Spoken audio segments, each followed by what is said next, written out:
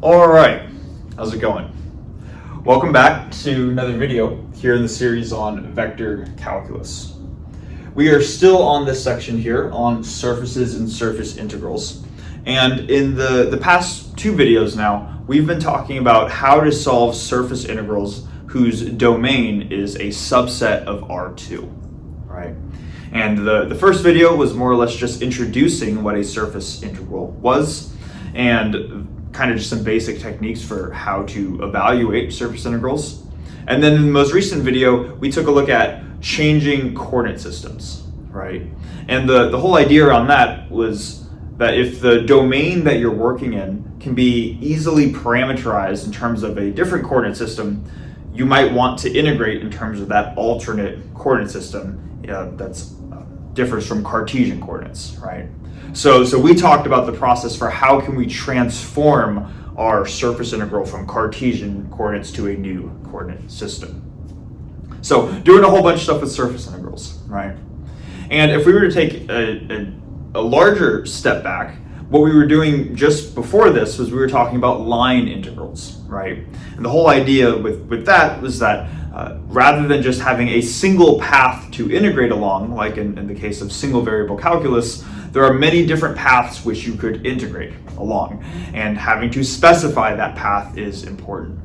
So what we've been doing then, more or less over the past several videos now, is looking at line integrals and surface integrals, which are both instances where we generalize the integral that we saw from single variable calculus. But it turns out that those are not the only ways in which we can generalize an integral from single variable calculus. So what we're going to be doing in this video is it's intended to be kind of just a fun video where we say, okay, well, how else can we potentially generalize the notion of an integral? And specifically what we're going to be doing is generalizing the notion of a surface integral. So that's what the video is going to be about. We're just going to be looking at different ways which we can do that. Okay. So hopefully that makes sense. And I obviously I don't know how long the video is going to be, but I'm assuming it's probably going to be a little bit shorter too, which is kind of nice, right? So that being said, the first thing that I'm going to do is just to write out the first definition for the first type of generalized integral that we're going to look at, and then we'll go through that together.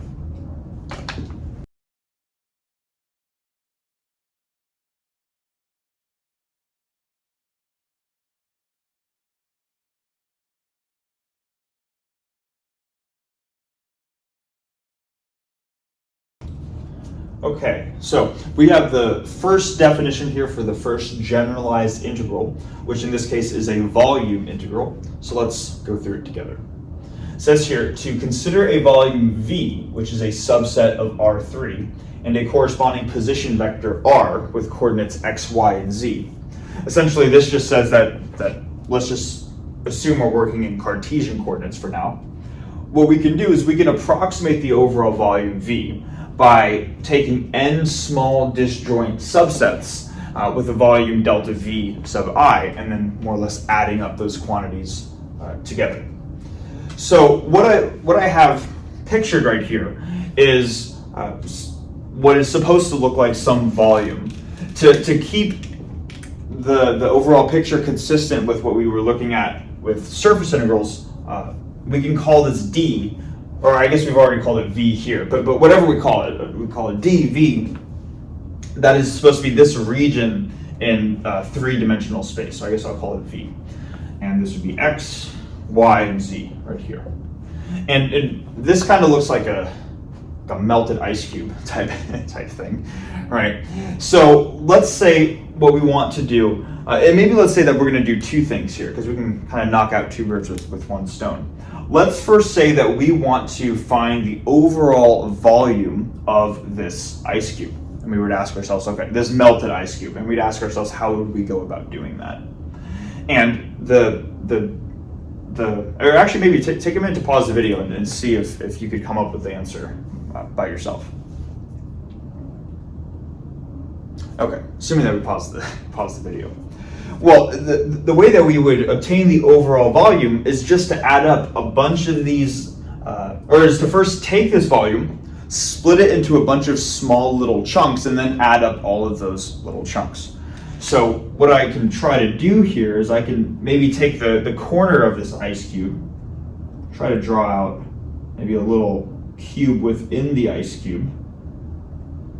This isn't the best drawing, but hopefully you can get the picture that you could take a tiny little like cube-like structure, and you could do that throughout the entire ice cube. You could discretize it, and each of these little cubes here would have a volume of delta V sub I. And if you wanted to go about finding the volume of the ice cube, you would just add up all of the little mini volumes, right? So you would just take the sum for I of all of these volumes with delta V sub I, right? Now, of course, this is just an approximation when our volumes have this finite size right here, but it's in the limit where we can convert the volume of this ice cube as a sum, and we can convert it into an integral, right? And fortunately, kind of the subtleties that come with expressing this in terms of a limit, or writing a limit right here, the subtleties that come with that have already been discussed in the surface integral case, so there's not much that's new here. What we're going to do is we're going to take a limit. So let's take a limit, and the limit is going to be as this parameter L approaches 0. And kind of like with the surface integral case, when this L parameter right here just represents some diameter, the diameter of some sphere. And what we're saying is that whatever our tiny little subvolume is right here, that volume needs to be contained within an overall sphere of a diameter L. And the idea is, as you take that diameter and you shrink it to 0, that will in turn shrink all of your little subvolumes to 0 as well. So in the limit, as this diameter parameter L goes to 0, this sum right here ends up equaling an integral over dV, okay? And if you were to add up all the little volumes, and that's how I'm reading this, right? The integral means to add up. dV is like a little volume. So if you were to add up the little volumes all together, you would get the overall big volume. So this is how you could obtain the volume of an ice cube, or of whatever your volume is, right? Now, to make sure that we don't get this confused here, notice that in the picture with the surface integral, we had a scalar function. And I purposefully chose to omit a scalar function to kind of prove a point that you could perform this integral where the integrand is just the number 1. I could almost just write the number 1 right here. And this could act as my scalar function. In the case where your scalar function is just the number 1, that's where you get the overall volume. But you could also do something where you define a scalar function on your volume as well. And that's what we did with the surface integral case, right? What defining a scalar function on this volume here, what we're doing is we're just assigning a number to each point in space. And maybe just to keep up the example of an ice cube, maybe the scalar function that we're going to work with we can call rho of r. Rho of r. Where in physics, rho often gets used to denote the mass, or just the density, I should say. In this case, we'll look at the mass density. So we'll say that our scalar function is the mass density of this ice cube.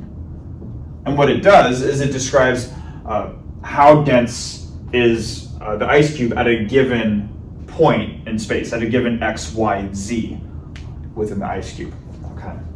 So what you could do is you could also say, what if I want to not just add up all the little volumes, but I want to add up what is the density at each of these little volumes, right? So what if I want to take the density at some position, some x, y, and z, multiplied by the volume of that position, and then I were to add those up, sum over I, and take a limit as the diameter parameter goes to 0. Well, in that case, we would just get the integral over our volume of the mass density with respect to dV. And if we add this quantity up here, what we get is not the volume itself, but essentially this is the density times the volume, which is the mass per volume times the volume. So this would give us the overall mass of the ice cube. So I realize we're talking a little bit more about these physical intuitions here, as opposed to what we were doing in previous videos, but I just want to emphasize the point that when we're adding up whether we have a scalar function here or we don't have a scalar function, we're still going to be adding up tiny little volumes, but whether we have a scalar function or not indicates what the overall quantity is after we integrate. So if you just integrate 1 by itself, you add up all the little volumes, you get the total volume. If you integrate some scalar function, you're going to get the overall value of the scalar function across the entire volume. Okay. I'm not sure if we're already familiar with this concept, because this is something I realize that I kind of implicitly assumed when going through surface integrals, but I want to highlight the difference at some point in this video series. Because the same thing applies for surface integrals, right? If you're doing a 2D integral and you just want to find the area, you would just add up all the little areas. But if you're going to add up some scalar function times all the little areas, that's going to give you a different quantity other than the area itself. This is how you'd find the area, and then this would be something else, right? Okay, I don't want to go on too long, but hopefully that makes sense. Now, this is more or less, so we see here that it's not too much different defining the limit of a Riemann sum and writing that as our integral. That doesn't differ when we increase in the number of dimensions. The next thing that I want to do here is to say, what happens when we transform coordinate systems? Is anything different in that case? So, in other words, if we were to have an integral over a volume V, let's say we're integrating our scalar function, which I'll call just rho here. So we're integrating rho, and instead of writing dv, I can write dv as dx, dy, dz, like this. Kind of like with the 2D case, we had just dx, dy. In this case, we have dx, dy, dz. We could ask ourselves, what do we need to do in order to re-express this in terms of an alternative coordinate system, which maybe I can call UVW, right? So let's say that this is the X, Y, Z coordinate system, and then we're going to go to a new coordinate system, which will be UVW. The way that we would do this is pretty much how, well, I think pretty much how we'd expect. We're going to still have an integral. We're going to be integrating over a different volume V prime, which is just whatever this volume is in the UVW coordinate system. We're still going to have our function rho, but then we're also going to have that determinant of the Jacobian factor, which is what we talked about last time to try to emphasize why it's there. We're going to have the determinant of the Jacobian, and then du, dv, dw, like this. So this is the process for transforming coordinates is more or less the same. Just the reason why I wanted to highlight this is because when we went from 1 dimension to 2 dimensions, this factor right here went from just a derivative to an overall determinant of a Jacobian. So it seemed like there's a big jump going from 1 to 2 dimensions. I'm doing this here just to point out that once you get to 2 dimensions or beyond that, the way that you express this integral doesn't change too much. You're still going to write it as this would be your scalar function in Cartesian coordinates. This would just be whatever your scalar function is in your new coordinate system times the determinant of that Jacobian with the product of these differentials right here. Now, the one thing that is slightly different, is what the overall Jacobian is, right? In the case of the surface integral case, the 2-dimensional case, the Jacobian matrix was a 2 by 2 matrix. In the 3-dimensional case, the Jacobian matrix is just a 3 by 3 matrix. So you're taking all the first order partial derivatives of x, y, and z with respect to u, v, and w. Okay. So you take all first order partial derivative combinations, and when you do that, you're going to get 9 total partial derivatives that would get contained within here. So the only thing that really differs is the size of your matrix, and then ultimately how much work is going to be needed to compute the determinant of this matrix. Okay, but other than that, everything is more or less the same. Now, I don't want to beat a dead horse too much here, but I want to comment on this just so we're aware. This is kind of the framework for working in 3 dimensions. But in theory, we could work in any number of dimensions. What if we wanted to integrate in Rn, in n dimensions? Nothing would really change too much definition-wise here. We're still just taking the limit of a Riemann sum. It's just that this volume here now is an n-dimensional volume as opposed to a 3-dimensional volume. We're no longer able to just draw out what our volume is because we live in a world with 3 spatial dimensions, assuming that we're not string theorists, right? So we can't draw out what an n-dimensional volume would look like, but we would have the same idea here in terms of how we would compute n-dimensional integrals. And same thing with transforming coordinate systems. This would be the same exact process, except now your Jacobian matrix is an n by n matrix, and you'd be taking the determinant of an n by n matrix. Okay. So basically, 2 dimensions and above, this is more or less how the framework generalizes. And this is why you start in single variable calculus, where you don't see all of this stuff, right? Now, the last thing that I want to mention is that, and let's go for 3Ds, so volume integrals specifically in 3 dimensions. There are going to be specific coordinate transformations. Here we went from x, y, z to some coordinate system u, v, w, but there are specific ones that we're going to see a lot. So I just want to mention what those are, because they're worth actually going through, but it's probably good if you memorize them too, because you're going to see them so much. So we've talked about 2 other types of coordinate systems in 3 dimensions in this video series so far, other than Cartesian coordinates. So we have our Cartesian coordinates, we also have cylindrical coordinates, and we have spherical coordinates.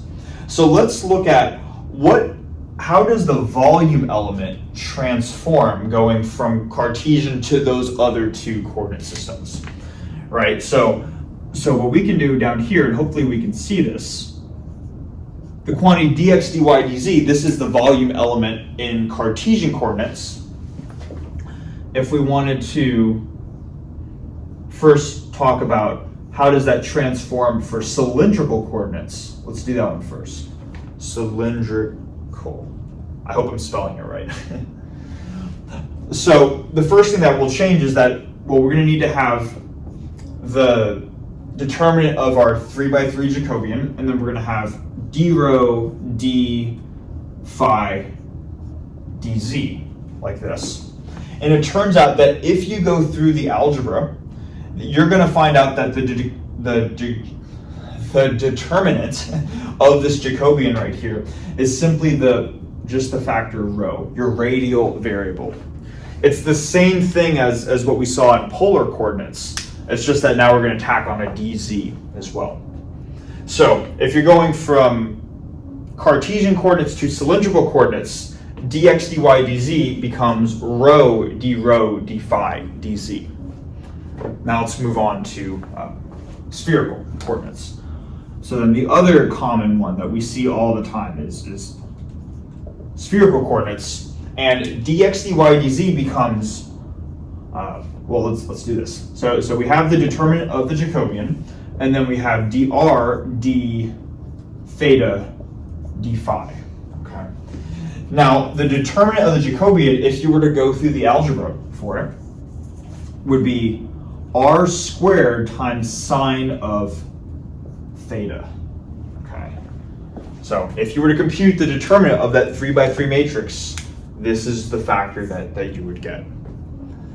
Now, again, these things are probably worth they're first worth actually just computing one time, but then after that they're worth memorizing because you see them so much. But one thing that I want to comment on, because different resources will use different definitions here, and this volume element can be confusing depending on what your definition of theta and phi are. So theta, in this case, is the angle that goes just from 0 to pi. It's the angle that's defined from the vertical and it goes progressively downwards. Whereas phi, hopefully we can see this, phi is the variable that goes from 0 to 2 pi. And that's just the variable that kind of sweeps across the xy plane of a sphere. So the volume element is r squared times sine of the angle that goes from 0 to pi. And then and then you have dr, d theta, d phi. Okay. So that more or less talks about how to generalize the framework that we have in any number of dimensions and how to transform their coordinates. The next thing, and kind of the second half of this video, is going to be around removing this implicit assumption that we've made up until this point. Notice that in every surface integral that we've performed so far, and even everything that's on this board, the fundamental quantity that we are integrating over, in other words, our integrand, has inherently been a scalar function. But as we're familiar with, it's very possible to have other types of functions other than scalar functions. So let's start to look at the case where we have vector functions as our integrand, and what happens to a surface integral at that point. There's a reason why we've been kind of holding off on it. It's not too much harder, but we'll see what the nuances that come with that, and we'll see that next. Okay, so the second half of this video is going to be getting into integrating over vector-related quantities, whether this is a vector function or a vector field. I'm going to use a vector field just to, but it won't make a difference. Same logic will apply for just a standard vector function. So if we have a vector field, again, that is a quantity that takes a vector as an input and spits out some other vector as the output. What we can do is if we were to call that vector field f of r, we could denote the various components of this quantity right here like this. We could say that the vector field f has maybe a component f sub I as a function of r, right? Maybe if we're working in Cartesian coordinates where we have x, y, and z, maybe this is f of x, f sub y, and f sub z. But still, this is f sub I multiplied by the ith basis vector, okay? And because we have a repeated index here, again, that means that we're summing over this. So this would be like f of x, I hat plus f of y, j hat plus f of z, k hat, okay? And what we want to do is we could say, all right, well, these quantities also exist, all right? So let's maybe try to integrate over these quantities. And what happens in the case where we do integrate over these quantities? So let's just plug this vector field into some integral, and we can call it a volume integral over some domain D. So we're no longer integrating a scalar field, but a vector field like this over some volume dv. What we would do is we would just plug in this expression right here into the integrand. So this is an integral over d, and then we have f sub I. So now this is a scalar function. And what I'm going to do, or let's write this, f sub I of r. And then what I'm going to do is I'm actually going to put the basis vector out at the end. So we have dv e sub I, like this. And what I want us to do here is just to make sure that we understand what this is saying. And maybe what I'll do is I'll actually just write out the explicit sum rather than just use Einstein's summation notation here. So if this was in R3, we would have f of x of r dv in the I hat direction plus another integral of f sub y as a function of r dv in the j hat direction plus another integral over the same domain d, right? The domain isn't changing, of f sub z of r dv in the k hat direction, like this. So what happens when we include either a vector function or a vector field, some vector quantity, is that when you integrate that vector quantity, you are inherently integrating each of the components of that vector quantity and performing, whether it's a line integral, a scale, well, I guess we're working with surface integrals, so I'm going to be careful here.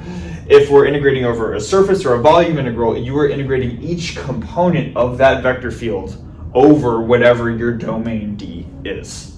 So the reason why we held off on this for now is that what we've been doing up until this point is just solving a single surface integral or a single volume integral. When you get to vector-related quantities, now you're going to have let's just call them volume integrals. You're going to have a volume integral here and a volume integral here and a volume integral here. And if your vector field has n components, that is going to be n different volume integrals that you would need to solve. So this is, in a sense, like a natural extension of what we've been doing so far. You want to be able to solve one, or have a good idea on how to solve a single one before you start solving multiple of them. Okay. And in some of the upcoming videos too, we're going to kind of dive into integrating vector-related quantities a bit more. But this is kind of just the basic idea, is that the way this generalizes is that you're just going to have multiple integrals as opposed to a single one. Okay. So hopefully that makes sense. Now, what I want to do here, just to, I guess, kind of motivate a physical example, and Dexter uses this and I like this, is to show how you can have scalar-related quantities and vector-related quantities in physics. And how just adding an additional term can completely change really the problem that you're working with.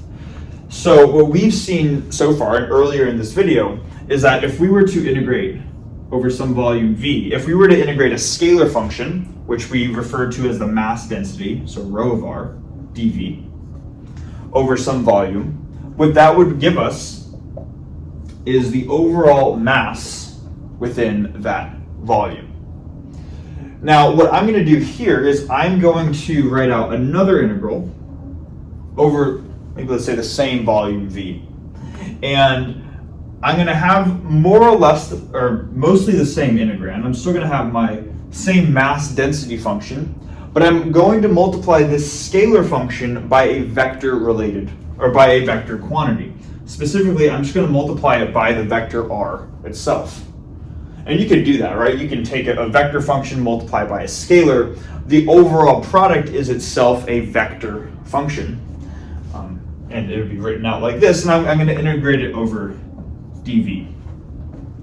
Now, what I want to make sure that we understand here is first that just by changing the integrand slightly, of course that's going to change what we're computing, but also what is the structure of this left-hand side here. Or I should say in this equation right here, we integrated a scalar function, and our output itself was just a scalar quantity, a single quantity. Now in this case, because we have a scalar times a vector, or in other words, an overall vector integrand, if we integrate that vector integrand over the volume, the output is itself going to be a vector quantity. In physics, that vector quantity is usually denoted by the letter r, or at least I should say when you're integrating r times rho of r. It's denoted as this uppercase letter r, and this is usually referred to as the center of mass of some object. So the way that you could compute the center of mass of an object is if you perform this integral right here. Main thing that I want us to understand though is that the output is also affected by the input of your integral, and hopefully that makes sense, right? So what I want to do to kind of finish off the video is to go through an example of calculating both the mass of some quantity as well as the center of mass of that quantity, and we'll call it at that point.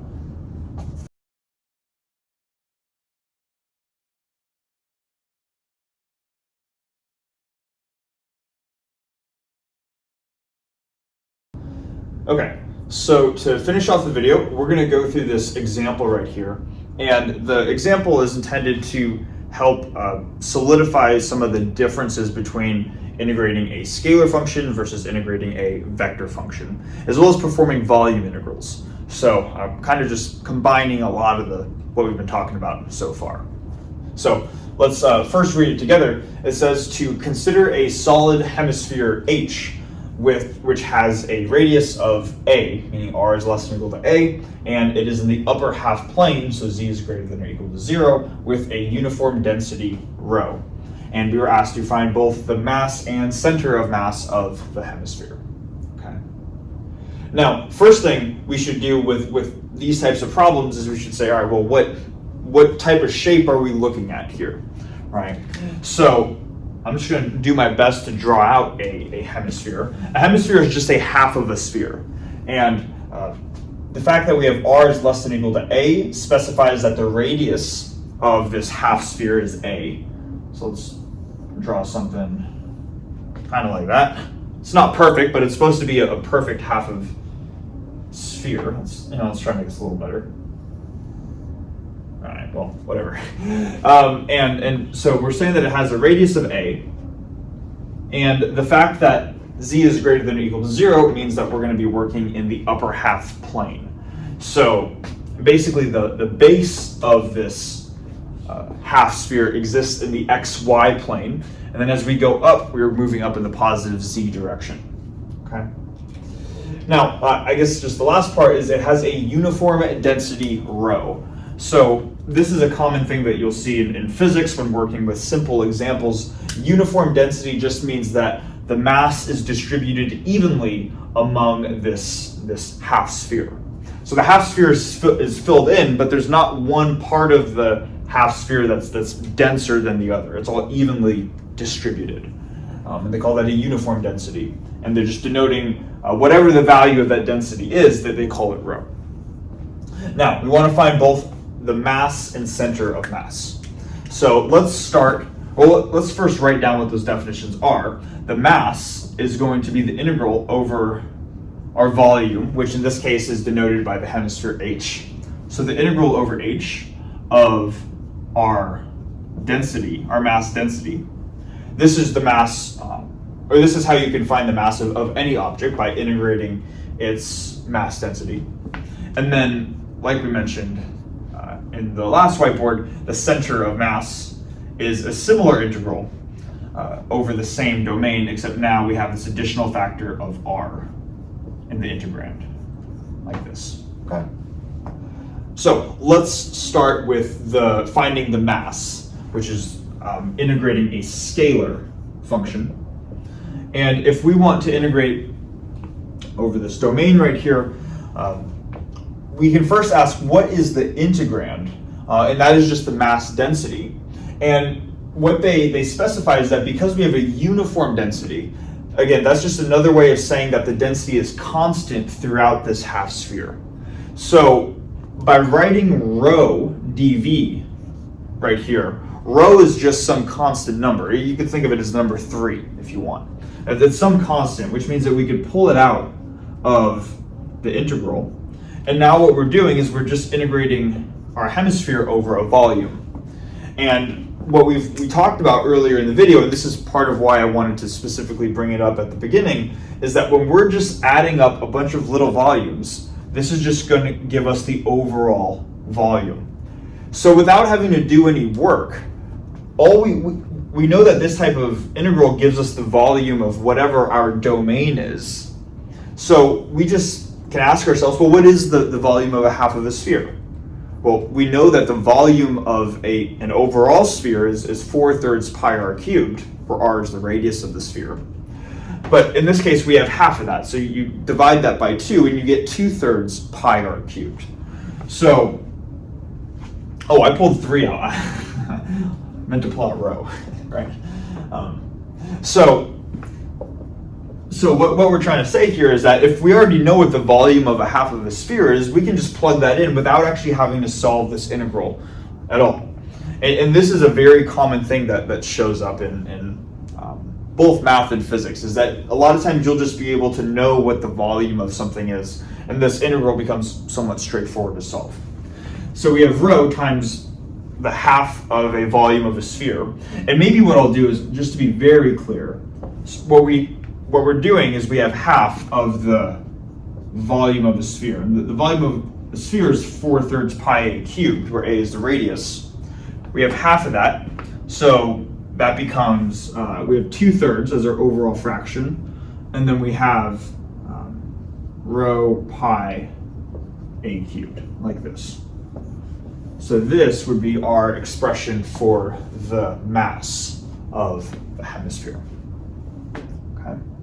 So hopefully that makes sense. I know we didn't actually have to do any work, but hopefully it makes sense that if we're trying to find the overall volume, and if we know what the volume of a half sphere is, then we don't need to actually go through the integral itself.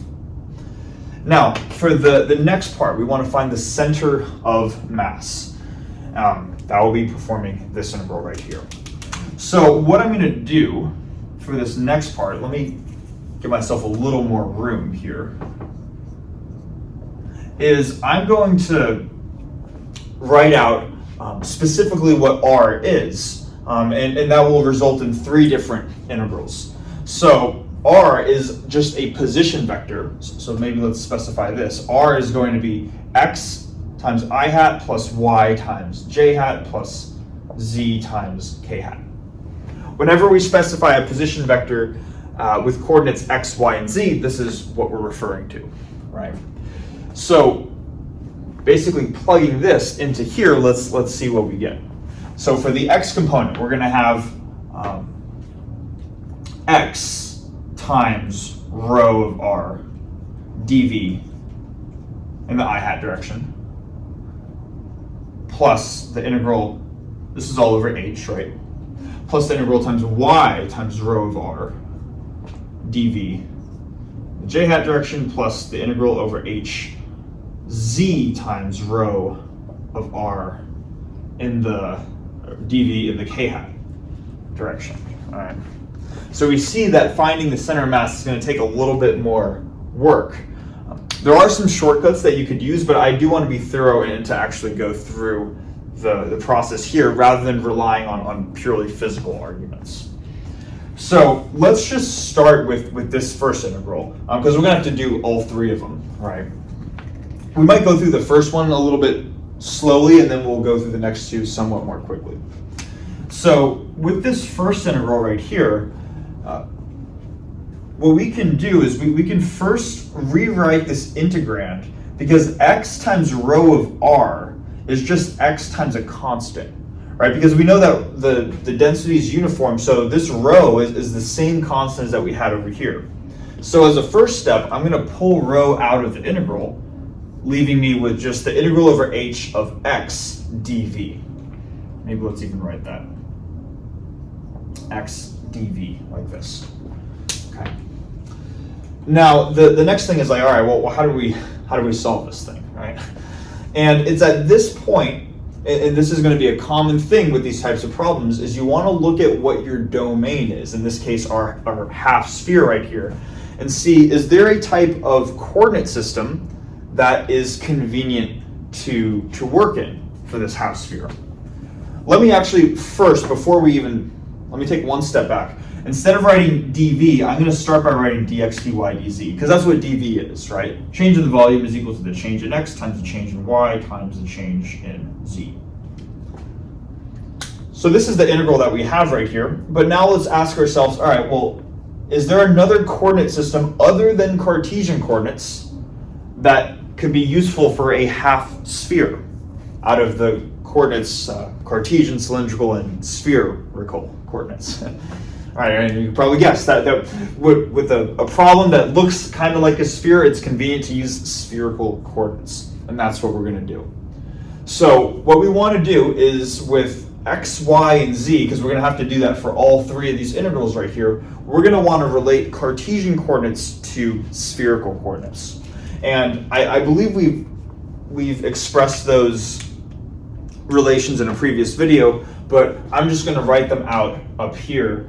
And so I'm not just writing without talking, I'm just going to fast forward through it, and then we'll go through the rest together.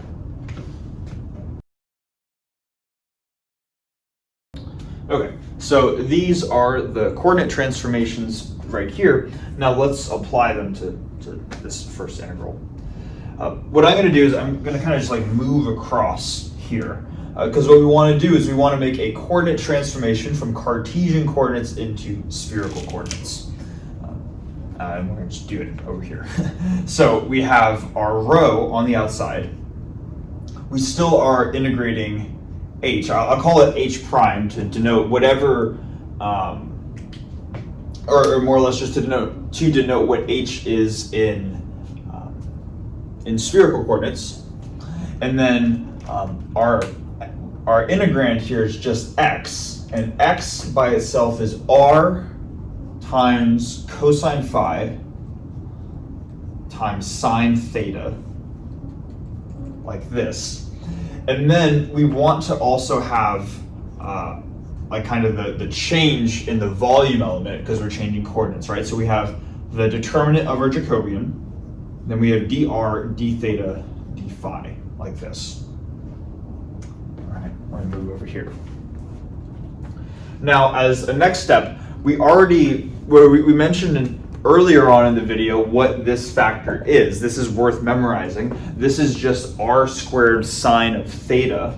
So what I'm going to do now is I'm just going to combine, I'm going to write out this next line, but rather than writing the determinant of the Jacobian, I'm going to write out an additional factor of r squared sine theta. So this is going to be r cubed, I guess, cosine phi sine squared theta, right? So let's do that. So we have our integral over rho.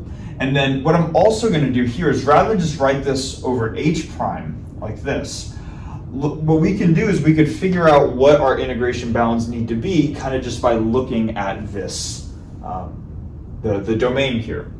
So I'm going to have three different integrals because I'm integrating over r, theta, and phi. So this is what it's going to look like. And it doesn't matter which one we pick. I guess because dr is the innermost integral, I'll pick my first kind of integral to have the integration bounds for r. And if we just look at what are the radial, or what are the possible radial values, well, they're specified right here, right? Solid hemisphere is going to have r is less than or equal to a, so the lower bound is going to be 0, meaning that you start at a radius of 0, and then at any point along here you can move out to potentially a radius of a. Then for this second integral, that's where we're integrating over theta right here. And theta, that is just the angle going from the vertical downwards. So the start of theta is theta equals 0, and then it goes down to pi over 2. Going all the way down would be pi, but we stop at pi over 2 because that's because we have a half circle, right? So theta is going to range from 0 to pi over 2, like this. And then finally phi, that is the angle that rotates around the xy plane, right? And because we make a full revolution around the xy plane, the base makes a full revolution. We're not like cutting off a slice, like a little sliver of this half sphere. This is going to span its entire domain, or its entire range, I should say. So phi is going to go from 0 to 2 pi. So this is how we can set up our integration bounds. And then for our integrand, we're going to have r cubed cosine phi sine theta. And then we're going to have dr d theta d phi, like this. Okay. So hopefully it makes sense how we got there up until that point. Now, the next thing that we can do is notice that this integral, or I should say the integrand, is a product of three different things. We have the r component, the cosine phi component, and then the sine squared theta component. And notice that each of the things in this product right here only depend on one of the three different given variables. This only depends on r, this only depends on phi, and this only depends on theta. So this is what we called earlier on in the video series, this is what we called inherently a separable function. And with separable functions, we can separate this triple integral into a product of 3 individual integrals. Okay. And I just realized with all of this too, that this first component is for the I hat component, right? So let me put a little I hat at the end of all of this. Okay. But let's separate this. So we're going to have rho, and I'm just going to write out now the radial integral. So my radial integral is from 0 to a, r cubed dr, like this. Then I'm going to write out maybe my theta integral. So that's from 0 to pi over 2. And then we have sine squared theta, d theta, times, and then my phi integral, which goes from 0 to 2 pi, cosine phi, d phi, and all of that is for the I hat component. Okay. So this thing times this thing times this thing. This seems like this just goes on forever, right? But fortunately, or hopefully we're able to recognize some properties from single variable calculus. If we look at this final term here, this final angular integral, what we're doing is we're integrating cosine of phi over 0 to 2 pi. And hopefully we know that when either sine or cosine gets integrated over the full 2 pi interval, then this term the value of this integral is going to go to 0. So what that tells us is that regardless of what the value of this thing is, what the value of this thing is, because we're multiplying by 0, the whole thing goes to 0. And then we end up getting 0 in the I hat direction. All right. So all that work just to get the number 0. All right. So that would take care of the first integral. Let's now move on to the second integral, which is the j hat component. Okay. And what I'm going to do is I'm just going to maybe just like erase a little bit of this integral right here, and I'm going to write out what the j hat component is. So with the j hat component, the only thing that changes going from here to here is that instead of a factor of x, we have a factor of y, right? So I'm going to write now y right here, and this basis vector is in the j hat direction. Okay. So, and then we can just start to modify this, because most of what can be applied for the x component can also be applied for the y component. So that's why I'm not erasing too much here. So now let's see, does anything change here? And the only thing that changes here is that we said this was how we could write x out in spherical coordinates, right? We said x is equal to r cosine phi sine theta. Now let's just see, okay, well, what is y equal to? And y is equal to r sine phi sine theta. So I'm just going to replace the cosine phi with sine phi, because that's the only thing that changes going from the x to the y component, like this. So then we still have the same determinant of the Jacobian and the same remaining volume element, just moving in the j hat direction, like this.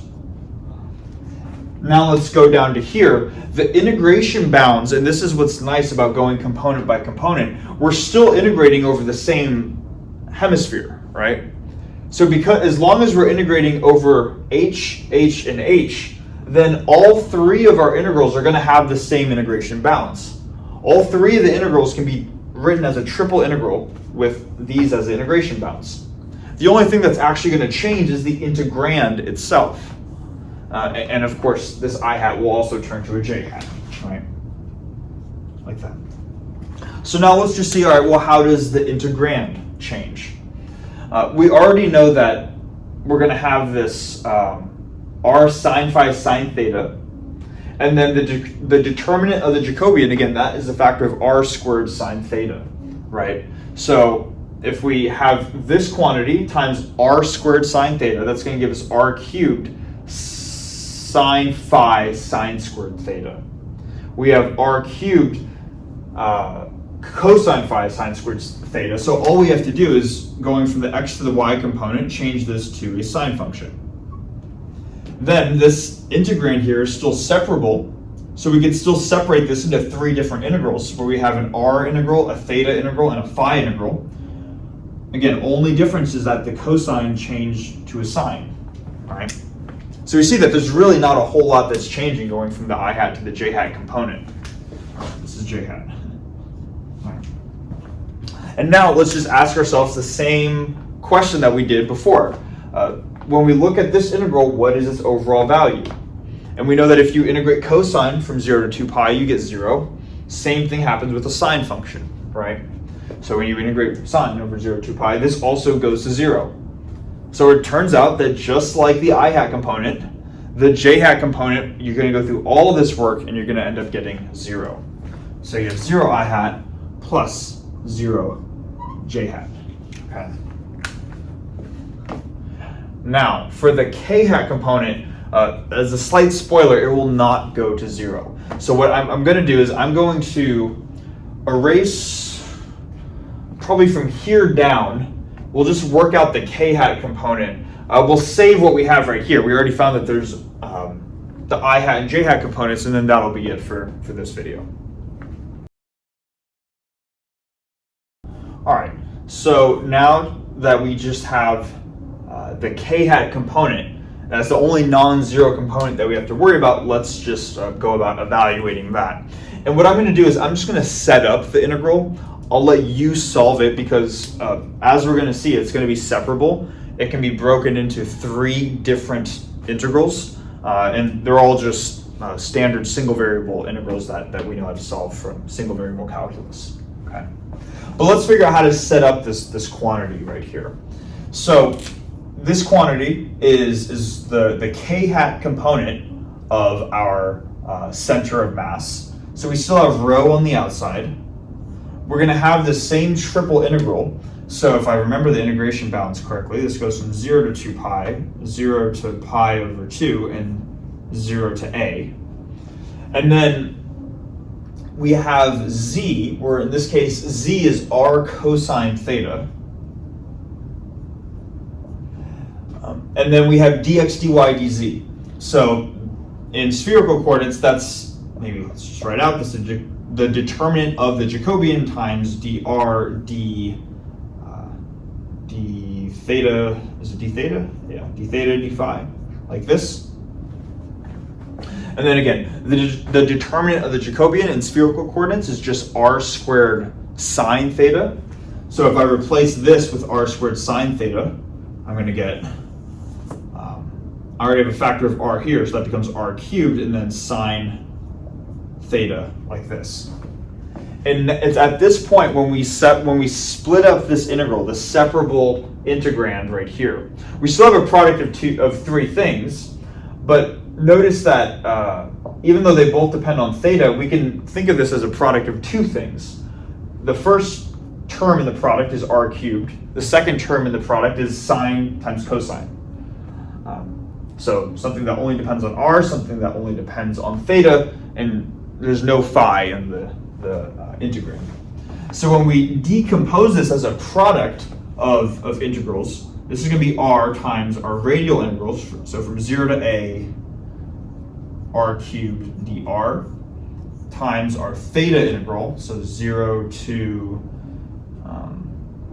pi over 2 sine theta cosine theta d theta, times times the integral 0 to 2 pi. There's nothing for the phi component, so we're just going to have d phi, like that, in the k hat direction. Okay. I'm not going to go through each of those integrals. We should know how to do that, or hopefully we're familiar with how to do that up until this point. But what you could end up doing is once you solve for each of these three integrals, you can end up getting that your overall answer should be 3a divided by 8. Okay. I want to make sure because that's what they got in the lecture notes. All right. Okay. So we get 3a divided by 8. Something seems off though as I'm looking at this. And let me double check something really quickly. And I just realized, yes, I knew there was something off about this, and I apologize if you saw this. If you saw this right away, you're like, why are we not including this factor? There's just a factor that I missed in the original definition of R, the center of mass, and it turns out that in the original definition, there's a 1 over m factor. Okay, that's just what the physical definition is for the center of mass of an object. And I was wondering this, so you can understand my thought process. I was wondering, I knew the overall answer should be 3a over 8, but I'm like, there's still this rho factor out here, right? So I'm like, how does that rho factor cancel? Because it won't cancel from anything over here. And it's because there should be a 1 over m factor from the very beginning. So wherever I have a rho out front, I should have rho over m, I should have rho over m, and I should have rho over m right here. And it's at that point where, because m, that's just the mass, m is defined in terms of rho, the rho factors are going to cancel out, and that's going to leave us with 3a over 8. Okay. So what that tells us then, in the k-hat direction, what that tells us then is that the overall center of mass, and this would be our solution, is 0 in the i-hat direction plus 0 in the j-hat direction plus 3a over 8 in the k-hat direction. Like that. And what we can do is just, we can ask ourselves, do we think this answer makes sense? So the center of mass vector is a vector that points to the location where the mass is, you can think centrally located, where it is evenly balanced. And you can imagine that in this half sphere right here, if you were to deviate anywhere in the x or y direction, there's going to be more, let's say you deviate off to the left, right? Then there's going to be more mass on the right than there is on the left. And vice versa, right? If you went over here, there's more mass on the left than there is on the right. So you shouldn't be moving anywhere in this xy plane to find the center of mass. And that's why these components right here are 0. And then it just turns out that if you move up not all of A, but a little less than half of A, not 4/8 of A, but 3/8 of the total radius, it's at that point somewhere in there where you have the center of mass of your object. Okay. So I apologize for forgetting this factor in the beginning. This is not a mathematics. There's not any like mathematical. What am I trying to say? This definition comes from physics. Okay, so we're not missing any math by forgetting to include this. This is just a definition that comes from physics, and this is by including the 1 over m factor, that would just be fully applying that physics definition. So we're not missing too much mathematical intuition by forgetting that factor up until that point. Okay. So I realized that video went a little longer than I thought. So I apologize for that. But yeah, thanks so much for watching, and I'll see you in the next one.